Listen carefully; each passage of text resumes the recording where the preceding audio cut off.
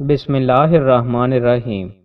رسول اللہ صلی اللہ علیہ وآلہ وسلم نے ارشاد فرمایا، جو شخص مذاق میں بھی جھوٹ نہ بولے میں اس شخص کے لیے جنت کے درمیان میں ایک محل کی ضمانت دیتا ہوں۔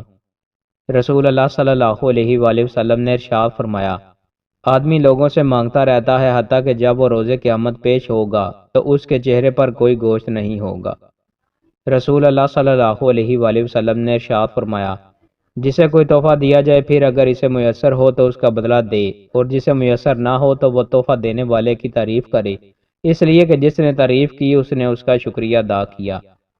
رسول اللہ صلی اللہ علیہ وآلہ وسلم نے ارشاد فرمایا، جنت میں ایسی قومیں امتیں جماعتیں داخل ہوں گی جن کے دل پرندوں کے دلوں کی طرح ہوں گے۔ رسول اللہ صلی اللہ علیہ وآلہ وسلم نے ارشاد فرمایا، قیامت کے دن جنت کی طرف سب سے پہلے وہی لوگ بلائے جائیں گے جو ہر حال میں اللہ پاک کا شکر کرتے ہیں۔ رسول اللہ صلی اللہ علیہ وآلہ وسلم نے ارشاد فرمایا، دجال آئے گا اور مدینہ کے ایک کنارے قیام کرے گا، پھر مدینہ 3 مرتبہ کانپے گا اور اس کے نتیجے میں ہر کافر و منافق نکل کر اس کی طرف چلا جائے گا۔ رسول اللہ صلی اللہ علیہ وآلہ وسلم نے ارشاد فرمایا، جب کوئی مسلمان شجر کاری کرتا ہے یا کاشت کاری کرتا ہے، پھر کوئی انسان یا پرندہ یا کوئی حیوان اس میں سے کھا لیتا ہے تو یہ اس کے لیے صدقہ ہے۔